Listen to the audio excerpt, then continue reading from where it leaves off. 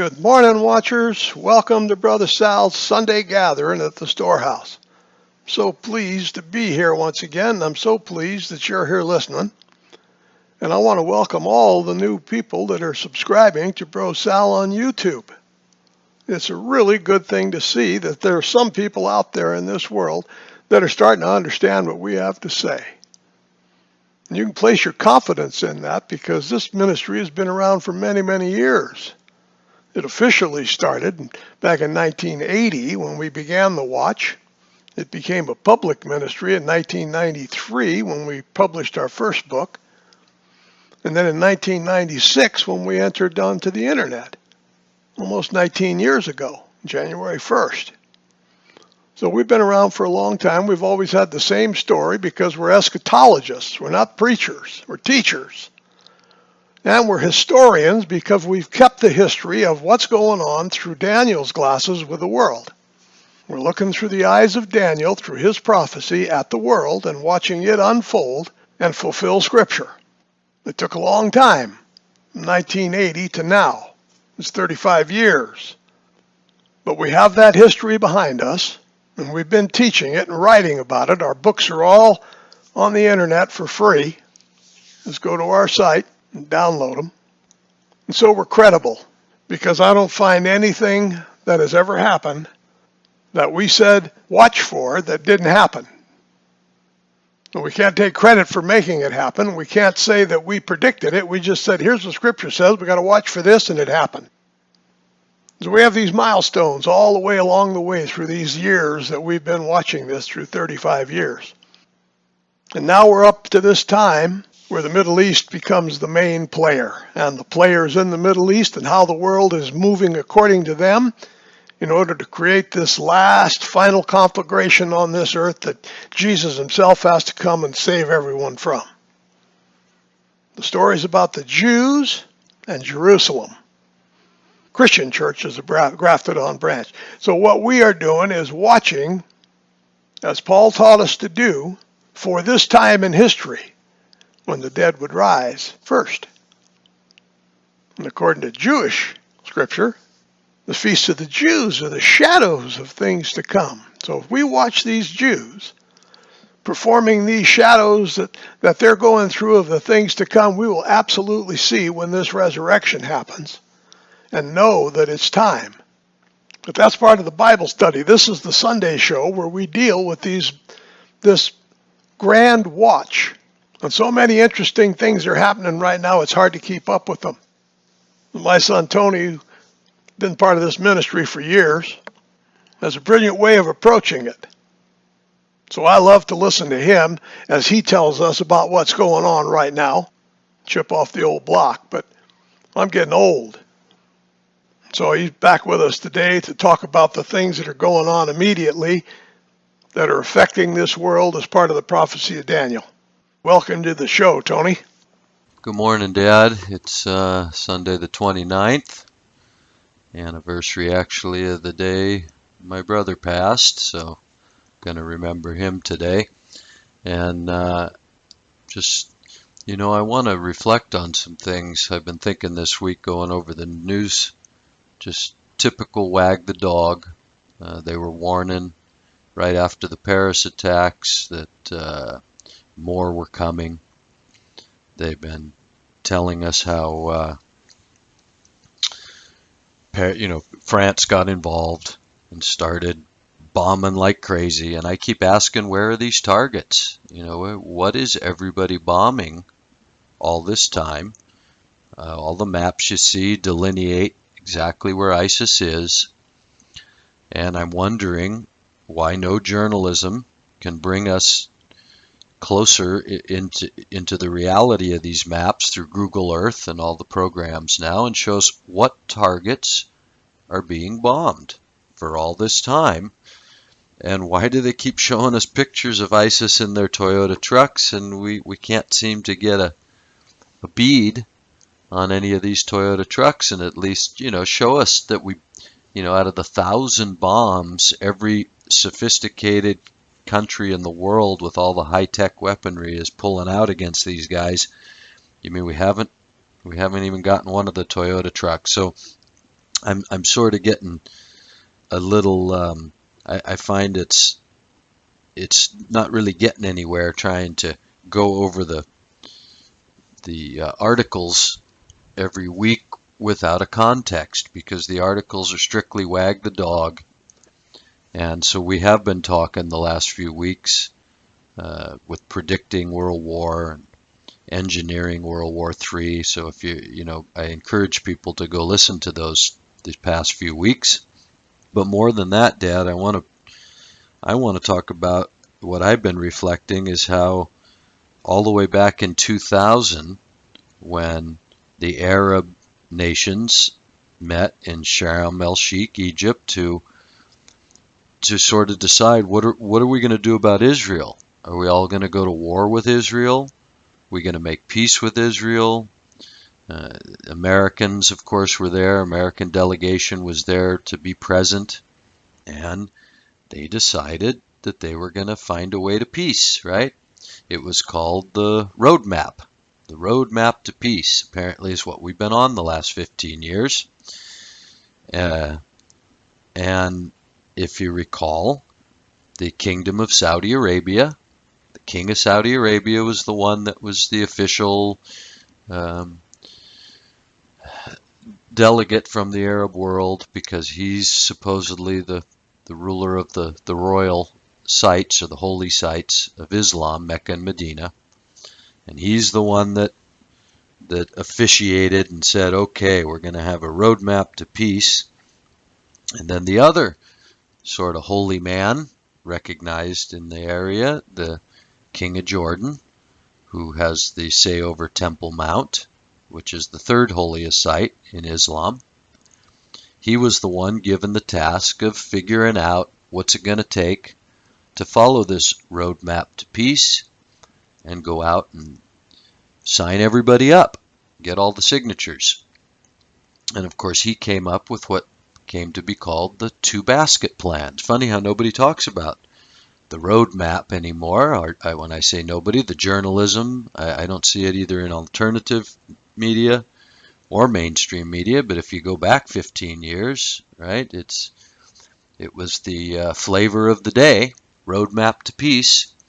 And the two-basket plan, I mean, the King of Jordan came and got a pen from President Bush, and he was scheduled to get it on the day that the 9/11 attacks took place.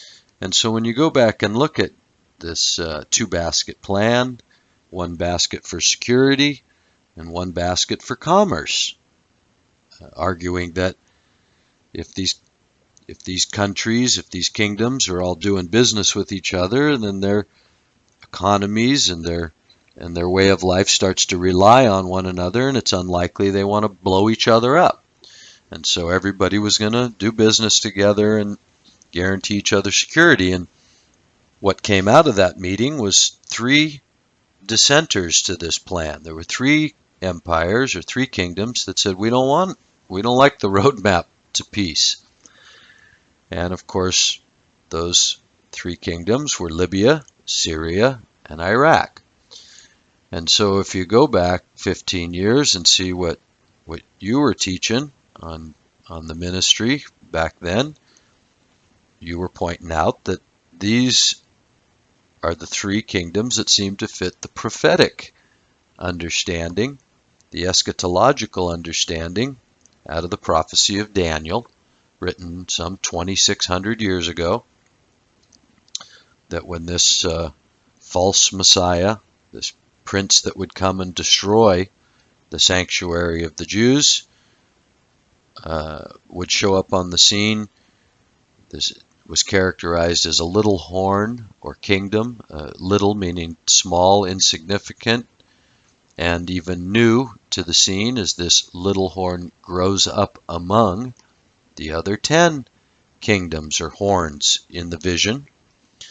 And of course, in the prophecies of Daniel, this all takes place in the territory that was once the Roman Empire. And so, as you did many years ago, and then even wrote a book, and which is available on the website today for free, if anyone wants it, as you outlined what the old Roman Empire was, and the 10 kingdoms that were part of that empire. And sure enough, Libya, Syria, Iraq, and Jordan are all part of those 10 kingdoms. And so through that understanding of prophecy and history as it was unfolding, you were able to determine or predict that if this was the time spoken of by the prophet Daniel, this final time in history for the Jews, then these 3 kingdoms, Libya, Syria, and Iraq, seem to be the ones spoken of that would be uprooted, plucked up by the roots, it says, as this little kingdom, this new kingdom, this little horn emerges. And as it emerges, it says it causes 3 to be plucked up by the roots. Well, history has shown what plucked up by the roots means. If you just look at what happened to Iraq, that kingdom is no more. Not just the president killed, not just the leader killed, the kingdom destroyed. Libya destroyed, and Syria seems to be going through what we might call the 3rd uprooting. And so the thing I want people to understand about our insight is that it comes not only from a historical perspective, of being able to watch these things, and as we've talked about in a few weeks past, who's pulling the strings, where'd Russia get the money, why is China rising supposedly against all the people who infiltrated them the last 100 years and funded them and enslaved them, and now somehow they're supposed to be a cyber warring against us and all these kind of things. And so, this last year or two, I've been sort of calling all that for the Wag the Dog world that it is. But 15 years ago, it was our eschatological insight. And as I repeat often, Sheikh Imran Hossein, an Islamic eschatologist who's been teaching for about as long as you've been teaching, Dad, he points out that you can't understand history today if you don't understand eschatology. If you're just reading the New York Times, Washington Post, and Al Jazeera, and CNN, and Fox News, well, you're just being driven and tossed about like waves on the sea. You're driven one way when the wind is one way, and driven another way when the wind is another way, and you have no context to place any historical facts. Because, of course, if you, as I'm always trying to point out, go back and see what these people were saying about all of these historical events and see if they, if any of their predictions were right. It turns out none of them were right. Right up through the Arab Spring that they were calling such a wonderful democratic happening. And we were saying, no, it's a setup to destabilize this region. It's part of the uprooting of these 3 kingdoms to make way for this little kingdom. And so, make way for what? What's the play here? Why is history happening the way it's happening? And why have we been right all these years, and all the mainstream and even alternative media constantly wrong? For instance, I've been watching for a year now as the alternative media keeps claiming that that the American economy is crashing, and this new BRICS economy started by Russia and China and Brazil is going to take over. And of course, if you listen to them, they've been saying the same thing week in and every week. It's the end of the economy. Every week it's a disaster. Last year we had the Jonathan Cahn and the Shemitah judgment. And well, on our YouTube channel is a little biblical insight that we call Jonathan Cahn 2015, in which we rightly pointed out that that wasn't going to happen. There wasn't going to be this judgment of God in October 2015, September, October, the Shemitah judgment. Where'd all that go? That was on everybody's radar. Every week they were waiting for the Shemitah judgment and the economy to crash. And so I just feel like it's important to point out to people the fact that we've actually been right in our analysis and predictions. And why we've been right is because we not only have a historical perspective that has some weight to it, but we have an eschatological perspective in which we realize that if these are the times spoken of in the prophecies, well then a little kingdom must rise up in the territory of the old Roman Empire and cause three kingdoms to be uprooted. And this appears to be what's happening. Now, on the surface, there's 100 different stories.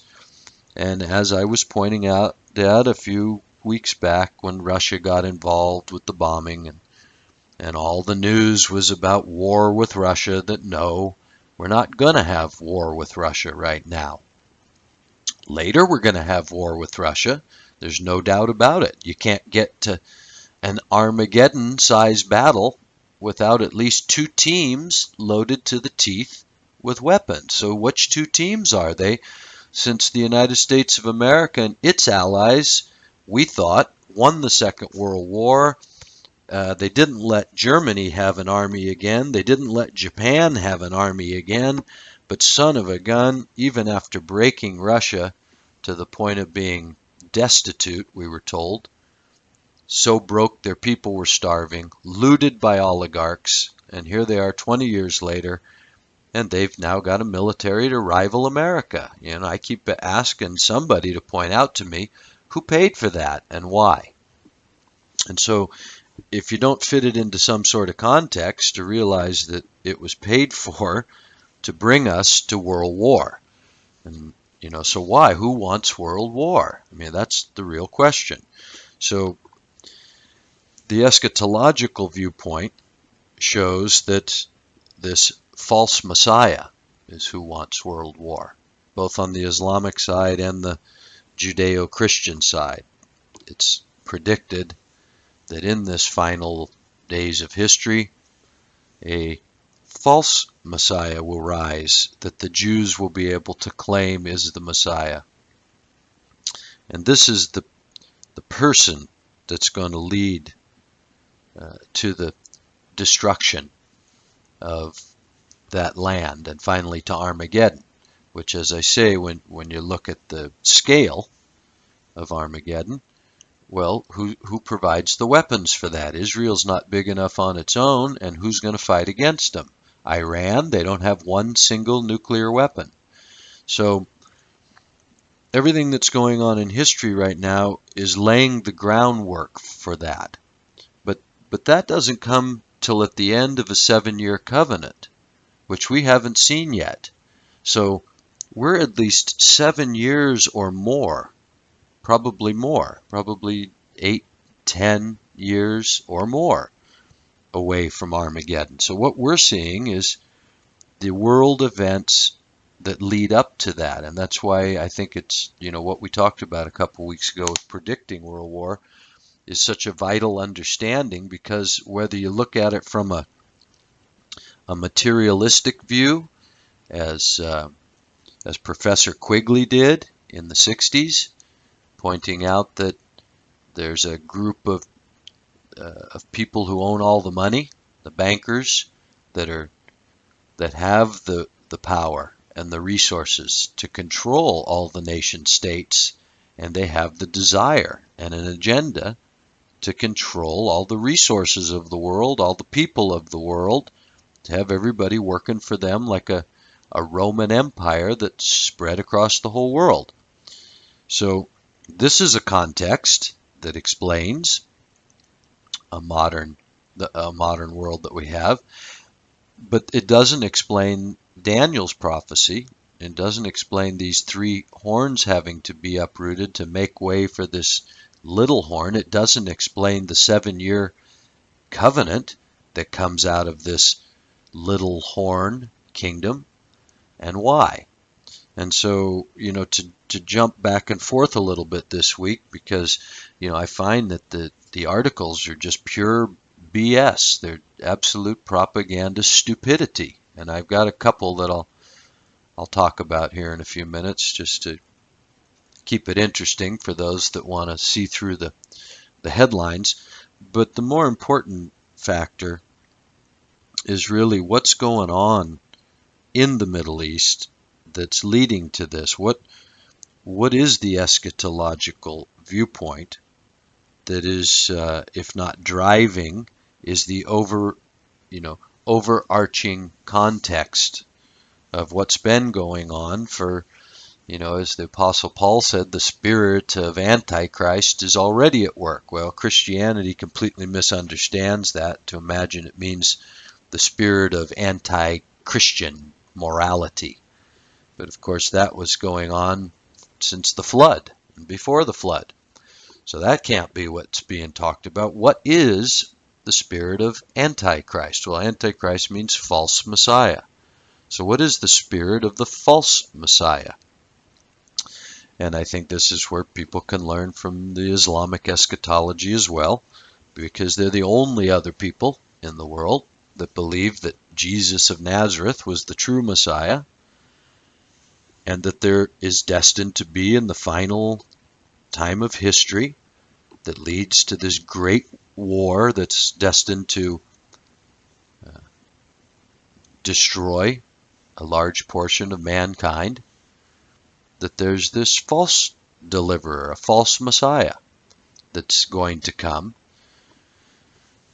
And as Sheikh Imran Hussein points out, what could be the point of this false Messiah except to impersonate the true Messiah? Well, what's the true Messiah supposed to do according to the Jewish scripture? What are the Jews waiting for the Messiah to do? Why'd they miss him in the first place?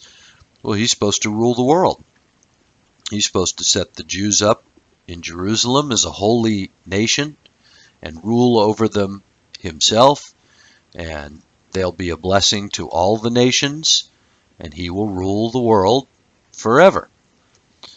And so obviously that hasn't happened, which is why they're still waiting for a Messiah, and why they could write in their Talmud that Jesus couldn't have been the Messiah because we killed him. The Talmudic understanding of Jesus is that he was a bastard and a blasphemer who claimed to be this Messiah, but couldn't have been because he's dead. They killed him, and the Messiah can't be killed. So this is, the deeper eschatological view now, that if you overlay the historical events with this sort of religious or eschatological understanding, what you have over there happening in this world is the setup for a false Messiah to rule the world from Jerusalem.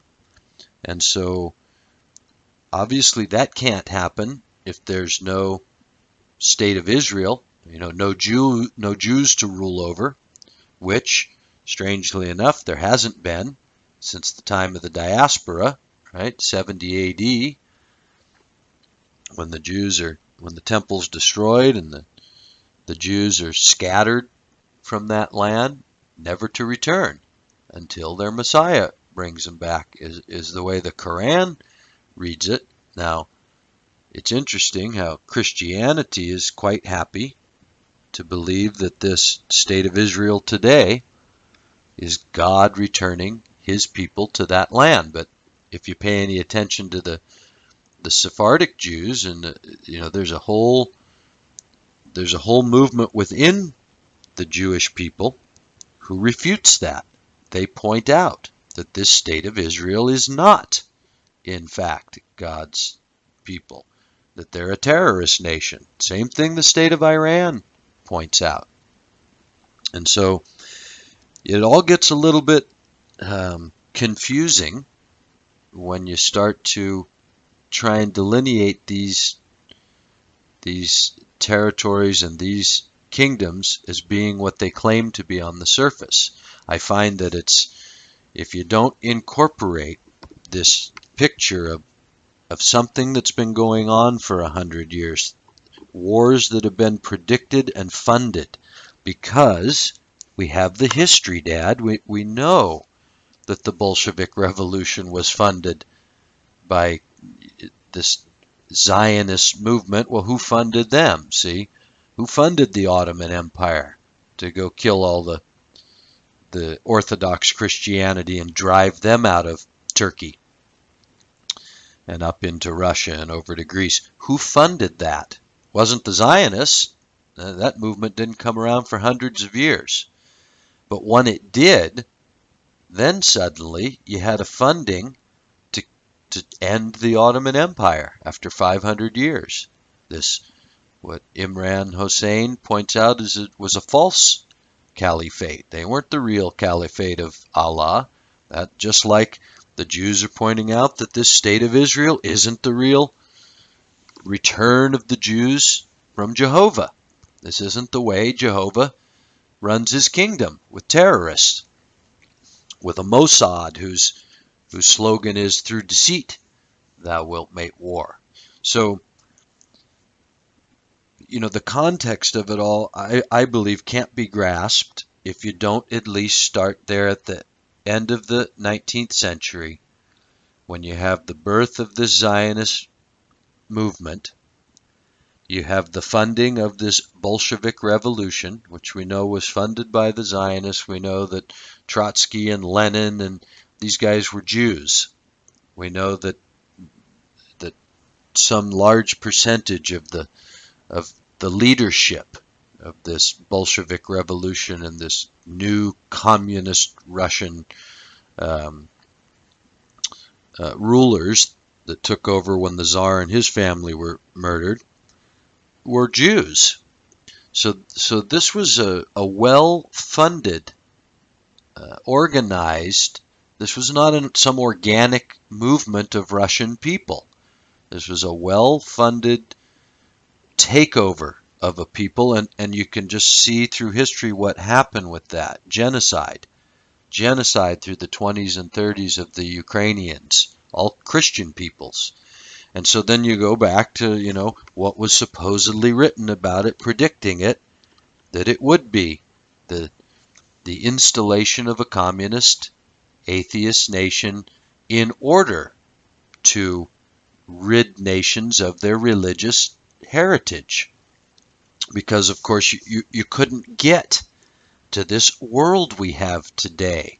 You couldn't get to a Christianity, as Imran Hossein calls it, this Western Christianity, the Santa Claus Christianity that doesn't know anything about Christianity but is willing to kill the only other people in the world that even know Jesus on behalf of the one group of people in the world who flatly deny Jesus, meaning the Jews, the state of Israel. So it's all such a convoluted scheme. It's like a spider's web, and so it's very difficult to just hone in and say Russia is this and China is this and America is this without starting back far enough to see the web, to grasp the concept of what's going on. Because, of course, everybody in Russia doesn't know what they're doing. They're come down through 100 years of being ruled by people who went over there to start communism and atheism. They don't know they're being led like dogs on a chain. Just like Americans don't realize they've been led like sheep in a pen, like cows that are just, waiting their day to be eaten. They think they're free and great, right? They're fighting for the American way of life, and in doing so, ready to go slaughter all the wrong people. So this, I think, is very important this week to me, Dad, because to keep going over the articles doesn't make much sense if you don't grasp a larger perspective. And so to jump back to the prophecy now. So what are we expecting to happen that we might fit these events of world history into some sort of context? Well, as I started out 15 years ago, we knew when these kings from the old Roman territory, these Arab kings, got together, and 3 of them said, we're not going along with this roadmap. And I guess you can see why, because they knew that this roadmap to peace meant their kingdoms not existing anymore, which is, I can only assume that's why they said no. We're not going along with it. We're not giving up our kingdom for your westernized, turning us into another client state. But then how do you reconcile Saddam Hussein in Iraq? He was a client, and so this is the part where it all gets kind of fuzzy. You have to look at Iran. We were in Iran long before we were in Iraq. And as we read a couple of weeks ago out of this prediction, that agents of the Illuminati, whatever that means, let's not argue over who the Illuminati is. Let's say, according to Carol Quigley in the 1960s, it's this group of bankers that have enough money and resources to control the world, the industry of the world, the resources, the governments. That these are let's just say for a moment that this cabal is what we might call Illuminati, because just like everything else, all the talk about Illuminati on the internet is all just dogs chasing their tails. It's all red herrings. It's all sending everybody on a wild goose chase so that no one ever stops and gets a proper perspective of what's going on. But in fact, if, as it would appear to be authentic, that at the end of the 19th century, somebody predicted that there needed to be 3 world wars to bring about the type of control or the world that they were looking for. And again, is it man's control? Is it some sort of supernatural control by demons? You do the study and figure it out where you want to go with that. The point is that it's pretty hard to deny history right on up through Carol Quigley in 1966. This was one of America's most renowned political scientists. This is not some crackpot. This was, his book, his 1,300-page book, was printed by one of the largest printing houses in New York. This was as high a authority as you could get. And what he was pointing out is that there's this group of people who has an aim to control the world. So when you step back now and look at if the First World War was also predicted, since it was in fact funded, the Bolshevik Revolution was not an organic movement by any means, and it did exactly what was predicted of it, and that is to destroy Christian Russia, murder Christians all throughout that part of the world, and instill an atheist-based, communist-based system that one day could be used to be the antithesis of the Christian-based system, which has been maintained through this Santa Claus Christianity of the West, which has its strings pulled so clearly when you look at all the big churches of America and Europe, and they're all best friends with Israel, and they're all find that the Muslims are their enemy, the only other people waiting for Jesus, the Messiah, to return. That's the enemy that we all have to kill. But Israel is God's people that we all have to protect. Now, if you find that that's happened on accident, well, I would say you haven't been paying any attention to history. You've been paying attention to the New York Times and all your history books written for your schooling.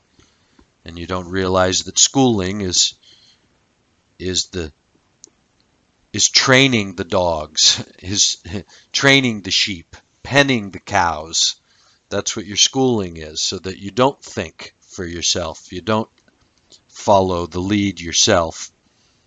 You follow the lead that your history professor tells you is what's happened.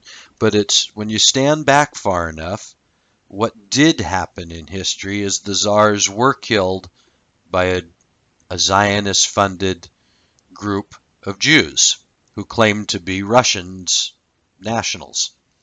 What did happen was the Hashemite king of the time was recruited by England to help destroy the Ottoman Empire from the south and promised a caliphate. This is what I'm trying to draw the strings, trying to get it back into where we are today.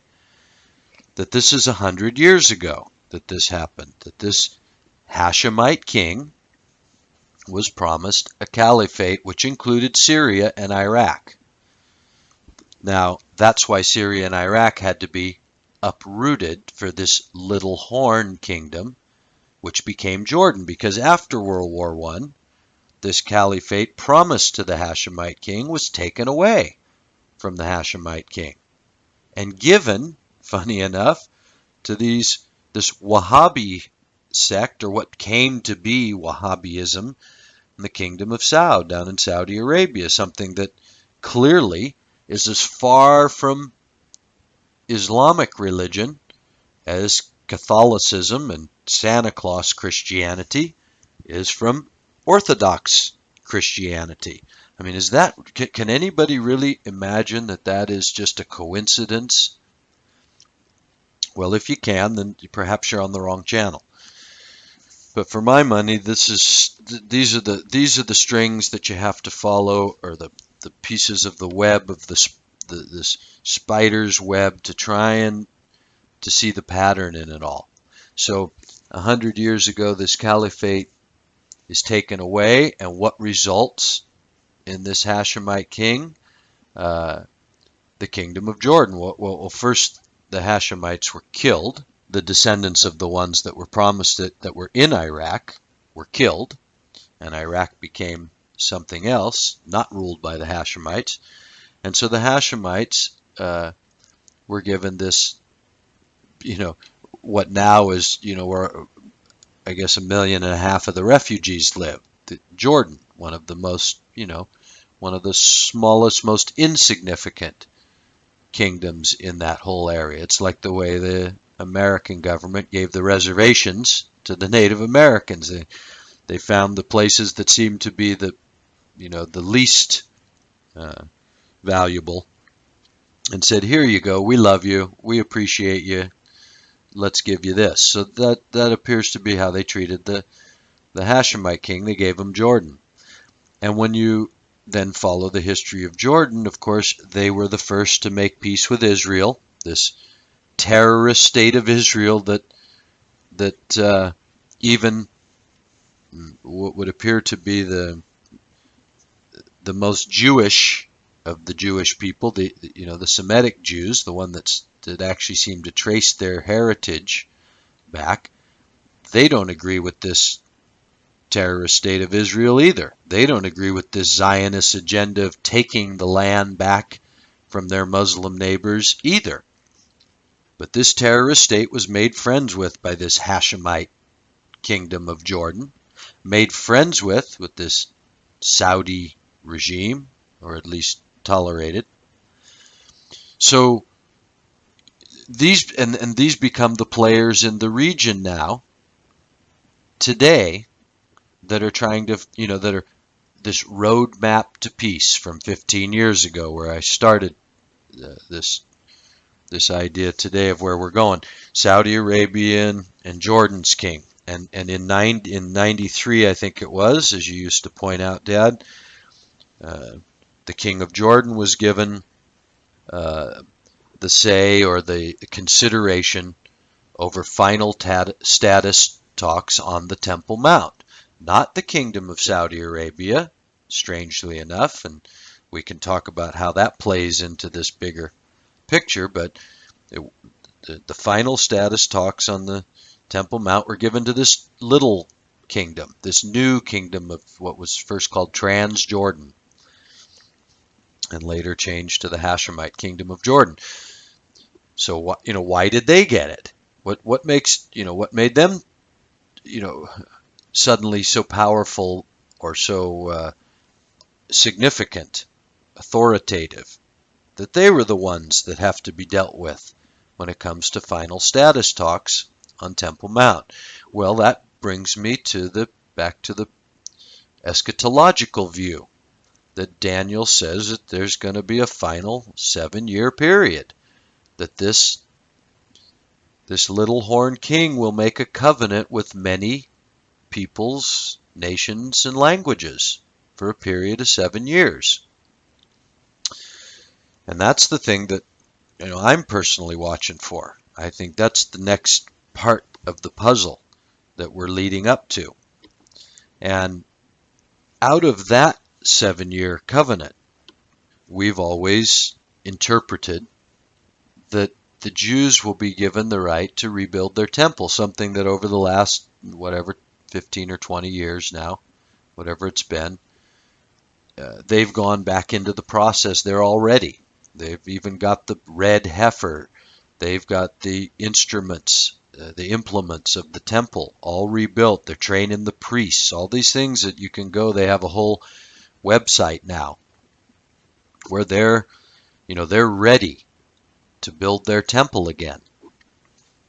Okay, well, why is that?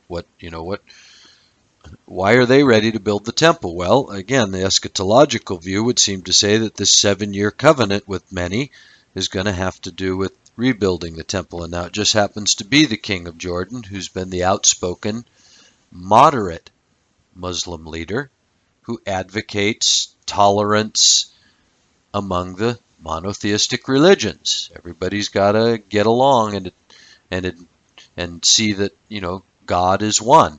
We all believe in a one God. Well, that one God's got to be the same God.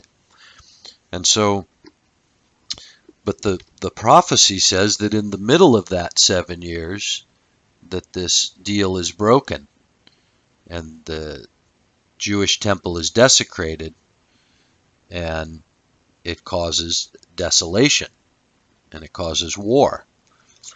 Now, one other part I'd like to bring up before I get to the articles today, Dad, is the idea of these witnesses that people don't talk about much. I don't hear much of it since we've been talking about it for 20 years, but in Revelation, it talks about this marking of 144,000 witnesses, 12,000 from each of the 12 tribes of Israel, and 2 final witnesses, and that they're going to be prophesying and teaching for 3.5 years, strangely enough, is the time that they're around.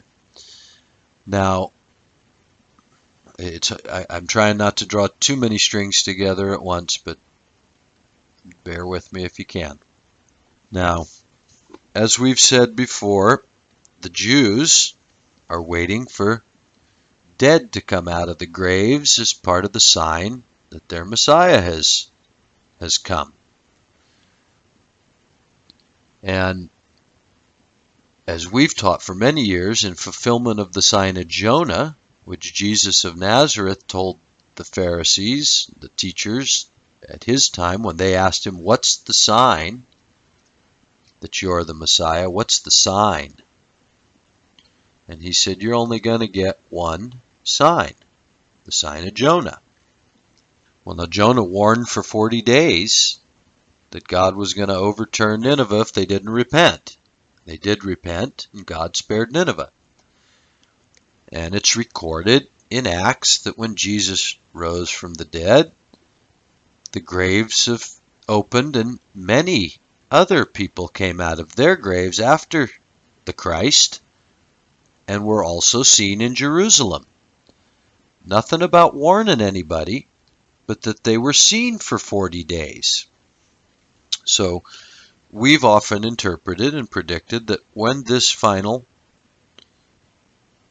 period comes on us, this final 7-year covenant, it's going to be occasioned, I should say, when the Jews are ready to call someone Messiah, it's going to have to be occasioned by graves opening, people coming out of them and going into Jerusalem and warning the Jews about something for 40 days. Now, it would seem that what they're going to warn them of, to draw all these strings together, is that you are either going to elect a false Messiah or you just have elected a false Messiah. That this person you're calling Messiah is not the Messiah. Because remember, the Jews haven't had that warning since the time of the apostles. And after that time, they got scattered all over the world. And their Talmudic teachings in all their synagogues say Jesus was a blasphemer and a bastard, and that they're still waiting for a Messiah. So how did the Jews that have been following their Jewish traditions for the past 2,000 years, how are they going to know any better? Well, one more little piece of the puzzle is several years ago, a rabbi named Yitzhak, I forget what he was, 105 or something, over 100 years old, and again, not some crackpot like me, but a well-respected rabbi who, I guess they lined the streets, tens of thousands, 100,000 people, walked him to his grave. So this was not a nobody. And this Rabbi Yitzhak, before he died, said, I've had a vision of the Messiah, and I'm going to write it down, and after I die, you open the envelope, take a look. 1 year after I die. So he died. A year later, they opened it up. He says, I saw the Messiah, and it's Jesus. How crazy is that now? So it's already in the modern Jewish frame of reference that at least one of their respected rabbis claimed to have a vision of the Messiah, said the Messiah was Jesus. Now, will he be one of these people that comes out of the grave and warns? I don't know. But it would appear that there's going to be a warning for 40 days for the Jews that Jesus is in fact the Messiah. And that's going to cause a division in those people, something fierce. Because going back to the prediction of Jesus telling the apostles, when they asked him, tell us when are all these things going to happen? Because he's just said the temple's going to be destroyed. There won't be one stone upon another. And he said, what's going to be the sign of the end? And he said, wars and rumors of wars, earthquakes in diverse places. But don't be alarmed. These things always have to happen. But then you'll be persecuted and turned over to be killed for my name's sake. Now, he's not talking to Christians. Jesus wasn't dead. He didn't rise again. There was no teaching of Paul about the mystery of the resurrection. This was his disciples asking, what's going to be the sign to us Jews about the end? And he says that you're going to be handed over to be persecuted for my name's sake. So start drawing all this together now with the 7-year covenant made by this false Messiah. 3.5 years later, the false Messiah desecrates the temple.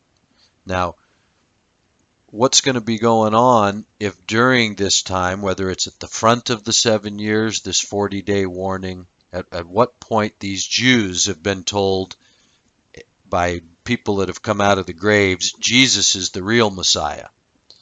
And just like there's this group of Jews today that don't agree with the Zionists, I am predicting that this is saying there's going to be a group of Jews at the time that don't agree with who they're claiming the Messiah is. But this is going to cause such trouble that to refer back now to these 144,000 that are marked, 12,000 from each of the tribes.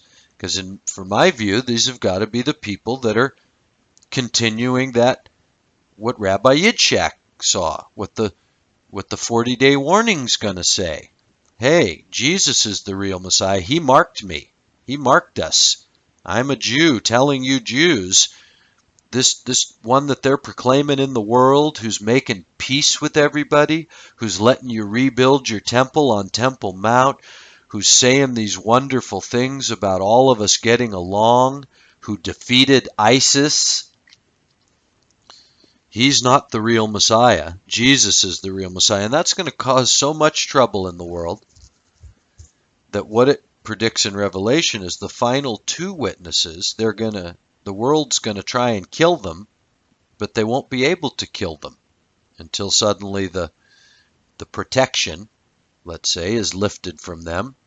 And then they will be killed. And it says they'll lie in the street for 3.5 days. And the world will celebrate and give gifts to each other. Like Christmas, I suppose. So happy that these two witnesses that wouldn't shut up about this peace that the world's made are going to lie in the street for 3.5 days. So I'm just trying to throw a few of the supernatural strings in there today, Dad, because without an eschatological view of where this is all going, nobody can understand or have the insight that I feel that we have as to what the historical events are. That's why I know Russia and America aren't going to war yet. That's why I know that first there has to be this white horse king from Revelation. The first seal opens and this righteous king's given a crown, and he goes forth conquering. Who's he going to conquer? ISIS, obviously. But war and famine and death follow him, the other three horses of that apocalypse. War, not peace and righteousness and prosperity. War and famine and death follow him. Now that fits into what I believe Sheikh Imran Hossein teaches about what NATO is fomenting right now is Sunni Shia civil war. And that's what brings the big guns in on both sides. NATO on one side, Russia and China perhaps on the other side. And that's what accounts for the massacre that was predicted, as I say, probably from the end of the 19th century, but at least in William Guy Harvey's book, Pawns of the Game from 1958, he quotes what he says, or this old letter. So even if he's making it up, he sure got lucky with the fact that this final war would be fomented by agents of the Illuminati to get the State of Israel and the Islamic world to mutually destroy each other.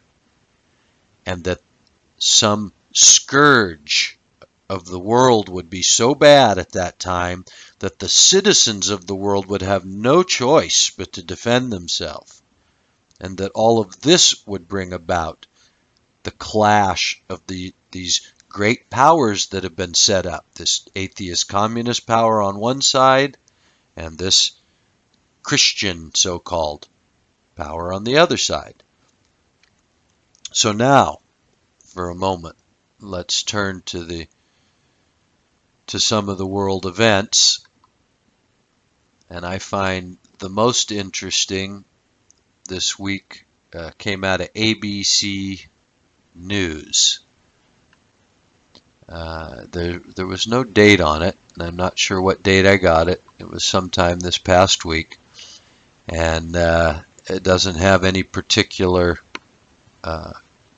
correspondent or give any credit to anyone. It just says ABC News, and it's titled ISIS Trail of Terror. And the picture, it's got several pictures which I'd like to go over, but the first picture shows a line of, I guess what we're supposed to think are ISIS fighters. They're holding automatic weapons and walking in a line, and you can count them. There's 4, 5, 6, 7 of them. Then there's a couple off behind them. There's less than a dozen for sure that you can see. People standing around on the street watching this go by. Guy looks like in a storefront in the background, got his hands in his pockets, so nobody's running for their life here. These must be marching through one of their strongholds. I guess a place we haven't bombed yet. Their uniforms are surprisingly clean for people who are running from bombs from Russia, America, France, Belgium, all the people that are bombing them over there for a year. Their flag is clean. Their masks are clean. Their shirts, they all look, I mean, it looks like a pageant to me. It looks like, it looks like a stage play. Even their shoes look pretty clean. They're all wearing what look like sneakers, and perfectly clean black shoes. So I guess they got a lot of people doing their laundry. Behind them's a very dirty car.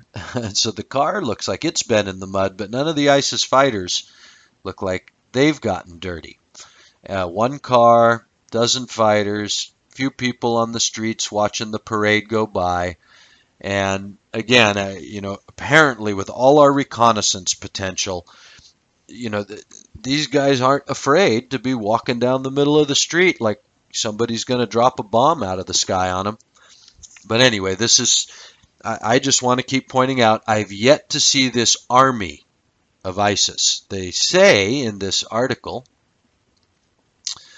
I'll just read just a little bit here. The first paragraph says, born from an especially brutal al-Qaeda faction, the Islamic State of Iraq and Syria has grown from relative obscurity in recent years to overshadow its extremist patrons. It now terrorizes large swaths of Syria and Iraq, has become the target of the largest U.S. military operation in Iraq in years, and with the public, cold-blooded executions of multiple Westerners dominates headlines the world over. So, yeah, and Dad, to bring back the accuracy of our insights, I called it when I saw the first flag that it was just propaganda. When they said there was about 3,000 of them, I said, well, why don't we just, send a couple of SEAL teams in there and go get a grip on these guys? As soon as they start telling us they're going to terrorize people, they're killing innocent people, but we don't make a move for a year. We just wait until they control large swaths. Well, when you look at this, I think I have a Business Insider article this week also, and if you look at any of the Business Insider articles, they know exactly where these guys are. And the large swaths, you find out, are, quite small portions of the entire state of Syria and Iraq. So again, I still would love to see some journalism point out what is in these swaths that they control. I mean, I'm assuming some of these areas are open country. Some of these areas are where they, farm food and have sheep and goats and countryside. So how many targets are in these large swaths of Syria and Iraq? So this is the way the ABC article opens. Where did ISIS come from? Gives you a little bit of blah, blah, blah about that. Is ISIS part of Al-Qaeda? Telling us how they've broken away from Al-Qaeda. Another picture here. I guess these are supposed to be a group of recruits because there's no captions on the pictures. We're supposed to just believe all this. And it shows 1, 2, 3, 4, 5, 6, 7, 8 or 9 Middle Eastern men. I don't know where this is. Hard to tell who they are. One of them's holding a ISIS flag up. None of them have any sort of. One has. They look like they're listening to some sort of. As I say, it must be some potential recruitment, is what we're supposed to believe. But nobody in the group looks. I don't know. Nobody's angry. There's no weapons. They're well dressed. They have, let's see, 3 of them have shaven faces. In other words, these are well kept men. One is wearing a nice beanie on his head and a nice sort of jacket you might get at by at the mall. You know, these do not look like destitute people by any stretch. They don't look militant. The picture just, I don't know. It's hard to tell what is really going on here. That this is a picture they're giving us again. Is this ISIS? I mean, are these the people that are terrorizing us? These 8 guys? This is how big their, whatever this is, their recruitment scene or something. This is what we can't get who took the picture? I don't know.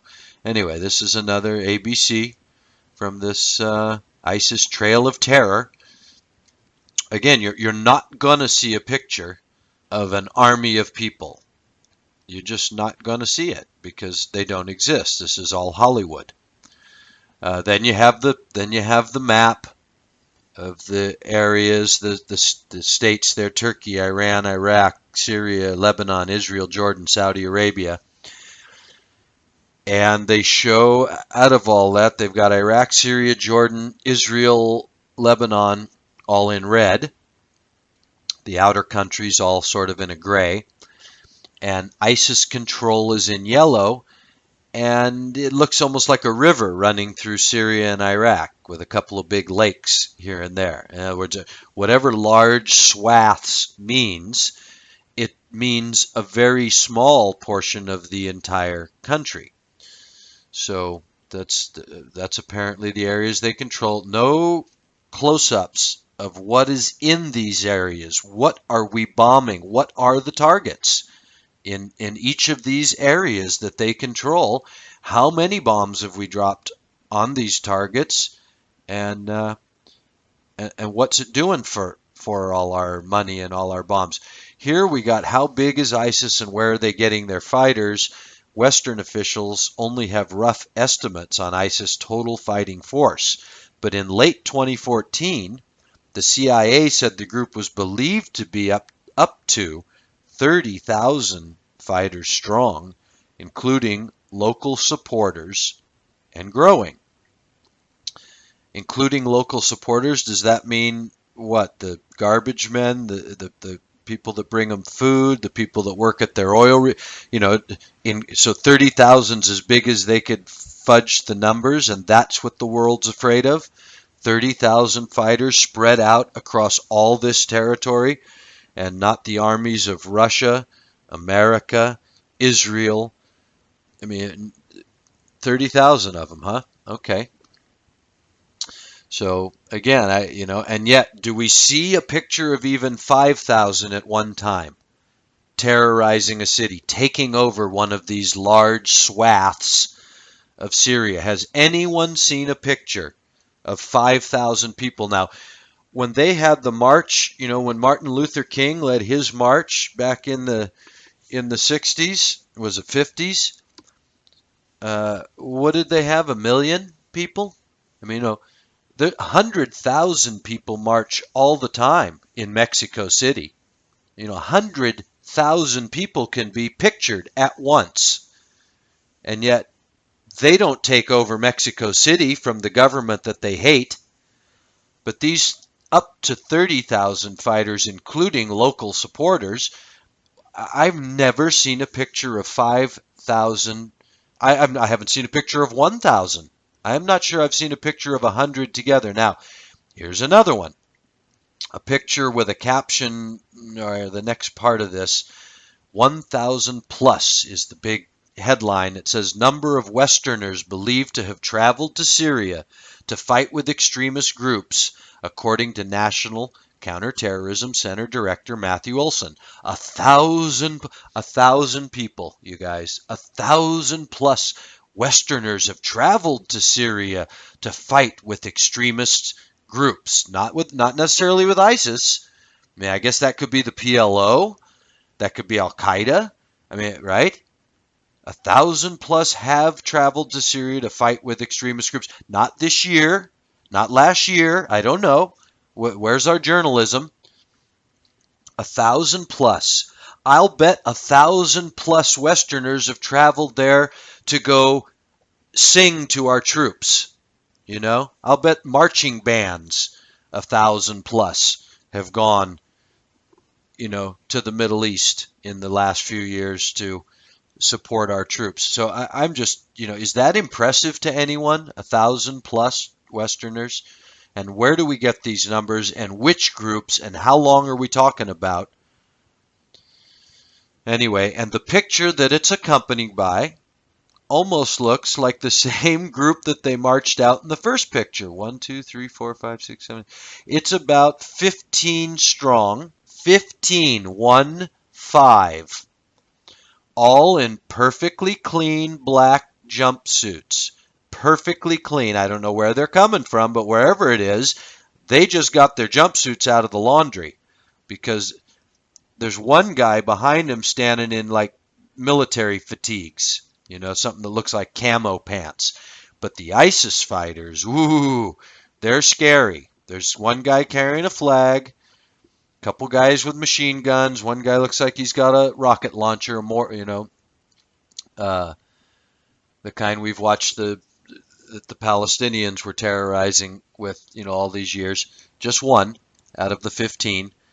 And again, perfectly clean uniforms. 15 people. You can see way down the street.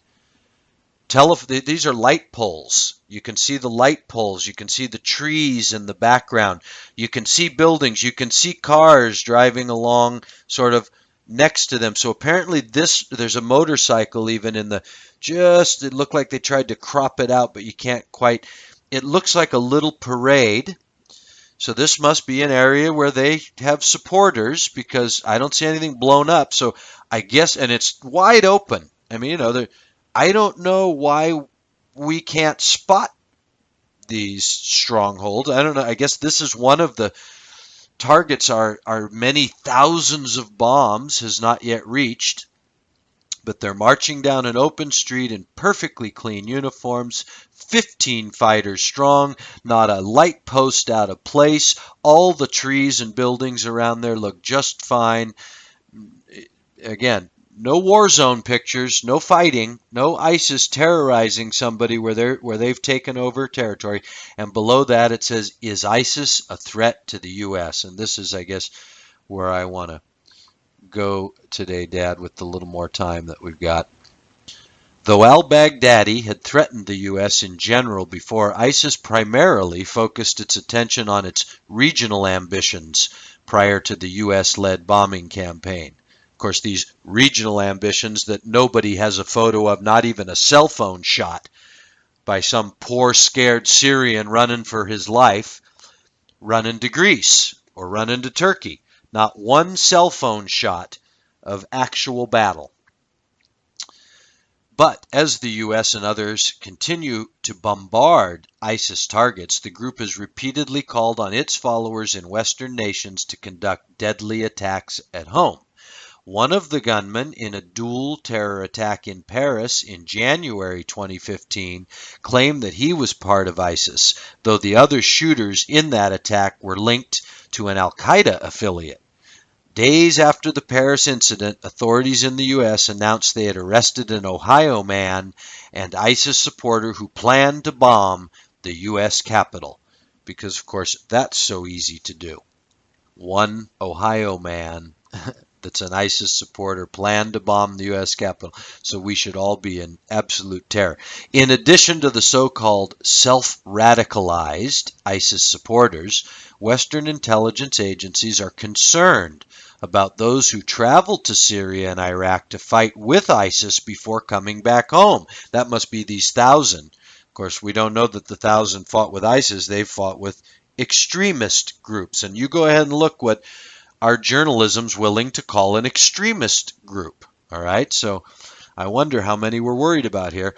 So Western intelligence agencies are concerned about those who travel to Syria and Iraq to fight with ISIS before coming back home. Quote, the battlefields in Iraq and Syria, these battlefields that no one has a picture of. Remember, in Vietnam, there were lots of correspondents, lots of journalists. We know how many people were fighting in Vietnam because it was quite verifiable. But these battlefields that we don't even have a single cell phone shot of in Iraq and Syria provide foreign fighters with combat experience, weapons, and explosive training, and access to terrorist networks that they may be planning attacks which target the West, Rasmussen said in February 2015. Now, wait a minute, Rasmussen, are you saying that as an American, if I go over and fight on one of these unsubstantiated battlefields in Iraq and Syria, I'm going to get combat experience, weapons and explosives training, but do I get to bring the weapons back with me to the West? I mean, how exactly do I get the weapons and explosives home and access to terrorist networks? Oh, okay, so I have a cell phone contact for a terrorist, so I guess I've learned how to use the weapons and the explosives, and now when I get home, the terrorists can give me the weapons. But interesting that it says it gives this, the way he says it, the battlefields provide foreign fighters with combat experience, weapons, and explosive training. Well, but if it provides the foreign fighters with weapons, what do they do with those weapons when they leave Iraq and Syria? Just put them in their luggage? I mean, it's just, well, absurd. So, and then as a final picture, before it records death at ISIS's hands, and it tells us all the people, all the 10 or 12 people that they say have been killed by ISIS, with one final picture of a young lady that they said ISIS last known American hostage, 26-year-old Kayla Mueller, died in the hands of the terrorist group, the White House said in February 2015, though it's unclear how she died. So, and I'm not saying that they didn't kill her, because these mercenaries work for the people who are pulling this off. And so that poor young lady who is quoted as going there to help people. So she's a true hero and a true Christian, if there is such a thing anymore. And she gave her life. Unfortunately, I don't believe that this ISIS terrorist group had anything to do with it, except for this Wag the Dog world, but they sacrificed this poor young lady, and they have a picture of her. But the picture before that shows, 10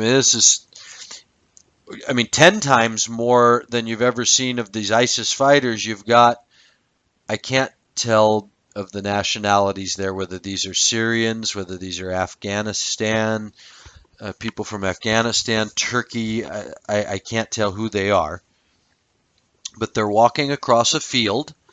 I would assume they're supposed to be refugees. There's no such word about that here. No caption in the picture, Dad. Just a bunch of people. They're not running. They're not like tight together, like they're being squeezed across. Hardly anyone's carrying anything. A few women are carrying babies. Just a couple that I see in the picture. Everybody seems to be fairly well dressed. There's nobody barefoot. I see some nice shoes. I see some nice pants and shirts. I see some soccer jerseys. Nobody looks destitute in this group. Nobody's carrying food or shelter. They're just walking across a field. For all I know, they're coming back from a concert. That's what it looks like to me. It looks like a bunch of people coming back from a concert out in the outdoors somewhere, and they're heading back to their cars. I have no idea. There's no caption, but apparently this is supposed to be these poor refugees driven away from their homes, driven away, I suppose, with not even a purse, not even a bag over their shoulder, nothing. So I don't buy it. It's absurd. Where are they coming from? A rock concert, a soccer match, and none of them look destitute in any way. And there's 10 times as many of them as I've ever seen a picture of any ISIS fighter. So that's the propaganda this week from ISIS Trail of Terror from ABC News. Then I had, let's see, do I have any time, Dad? A couple of minutes. Out of the Fiscal Times, which we know is a real mouthpiece by Rob Garver, from Saturday, November 28th. Petraeus warns no U.S. ground troops in Syria. Retired U.S. Army General David Petraeus, the man who oversaw the temporary restoration of order in Iraq following the Sunni awakening and the subsequent surge of American troops there. I mean, love how our media puts it, right? Our journalism. The temporary restoration of order, really, in Iraq following the Sunni awakening. Oh, is that what it was when we went in there with our bombs and slaughtered all those people? A Sunni awakening. And the subsequent surge of American troops. So the Sunnis awakened, and then subsequently there was a surge. Yes, quite a surge that, as we know from some of the few journalists that do exist, left Iraq in ruins, uprooting of that kingdom. Doesn't see much hope for a similar process in Syria. In an interview with PBS host Charlie Rose, Petraeus warned against putting American troops on the ground in the war-torn country, saying the country, quote, may be a Humpty Dumpty that can't be put back together again. One doesn't know what the various outcomes could be. So, I see this as just, it's keeping us all on pins and needles. It's keeping us all like waves driven about on the sea. If the wind blows this way, oh, we can do something about Syria. If the wind blows that way, we can't. So General Petraeus, who was able to temporarily restore order in Iraq, he says, don't put troops on the ground because it may be a Humpty Dumpty that can't be put back together again. One doesn't know what the various outcomes could be. So again, just the whole article is just the same. It's like 500 words. It's just a ridiculous BS. However, Petraeus was plainly not supportive of the suggestion of other candidates, such as former Governor Jeb Bush, who have called for more U.S. troops on the ground. Asking about introducing U.S. troops, he said, I would not at this point. Again, you need to have a hold force that has legitimacy in the eyes of people that has to be Sunni Arab forces. Okay, so Dad, here's the people that are going to follow the righteous king, the white horse king. That's what I see coming. This is again from Petraeus, quote, again, you can envision you should have some contingencies if there's some real insurgency beyond what we even have now, which is quite a great deal. Have some contingencies for taking action, but I would not. I wouldn't take that at this point, he said. However, he said, I would make sure that there is a headquarters established, a joint task force, say, up in Turkey, that is unifying all of the efforts in Syria under a combined joint task force commander. So what did he say? Well, don't do it yet, but don't not do it. Don't just get caught off guard. Got to have a contingency. Got to have a task force up in Turkey, NATO Turkey. So you mean the Turkey that just blew a Russian airplane out of the sky? So as a last article, Dad, from the 27th, Business Insider, so you're going to get a lot of great graphics on where everybody is. Russia dealt a huge blow to Turkey over its downing of a Russian warplane. So what they did was they called off their tourists, and they took away the suspending free travel visas. And Russia's the second only to Germany in the amount of tourists that go to Turkey. So it hits Turkey in the belt economically. However, it says in here, they didn't disturb but this reaction is carefully measured and not meant to create a tit-for-tat that becomes dangerous. Russians aren't going to touch gas exports to Turkey, and I don't see military escalation on either side, this geopolitical expert Ian Bremmer said. So, yeah, they're willing, again, I see all this as Wag the Dog because at some point NATO and Russia have to fight. And so you can't just make everybody bosom buddies. You have to keep sort of the hot, cold war going, the tensions, as we said several weeks back when Obama said, potential for disastrous consequences. That has to be maintained. But I will go ahead and say you're not going to see this war yet. You can't. The 7-year covenant hasn't come. The white horse king hasn't come out to go conquering. That's what's being set up. As Petraeus said, we need a moderate Sunni force that's legitimate in the eyes of those people.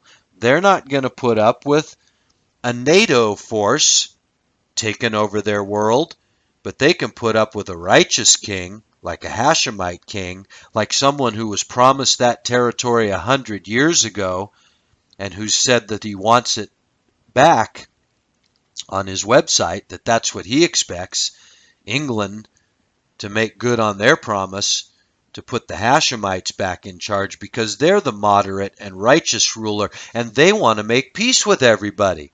So anyway, Dad, that's what I see coming over there. I hope that helps somebody. Thanks for having me on the show. Thank you, Tony. That was a brilliant presentation. I certainly enjoyed it, and I hope you folks did. It takes a long time of watching to be able to speak about these things and over that length of time. Just the last 15 years that he talked about today. These are the kind of programs that are worthy to be shared with all of your friends. Start bringing people over here to start listening to the sanity that comes out of the understandings that we have about not only the end times, but our Bible studies about Christianity. They're well worth your time, and they're worth your support, because this is a storehouse where you get your meat. The meat of God's Word comes out of this storehouse. We don't charge for anything. All our books are free. Our programming's free. Everything's free. But it gives you a chance to participate in what God asks you to do. If you're a believer of God, you'll understand what I'm about to say. He said you give to the storehouse where you get your meat, so that meat can be available to everyone that comes seeking it. And in this day and age, it's 24/7. You don't have to read anything. You just read along with us and watch along with us. So this is a storehouse. And you give to that storehouse, and you do it, he said, with frankincense. And frankincense had to be burned with each of their offerings because it represented hilarity and joy. So you give to the storehouse with hilarity and joy because you know what you're doing, and the reason that you're doing it is twofold. One, you do what God asked you to do. And secondly, you keep this word there and available for everyone who comes seeking it. So become part of this ministry. Right up in the title of the YouTube channel, it says frankincense offering. Click on that button. Do it right now. Why? Because it's offering time. And we thank you for those offerings, and we thank you for supporting this ministry and the work that we've been doing all these years. And we come to you because of frankincense. That's what keeps us a storehouse and not having to go out and sell anything to stay on the air. Until we see you again next week. For Tony, I'm Brother Sal, and we want you to have a great day in Christ. Thank you.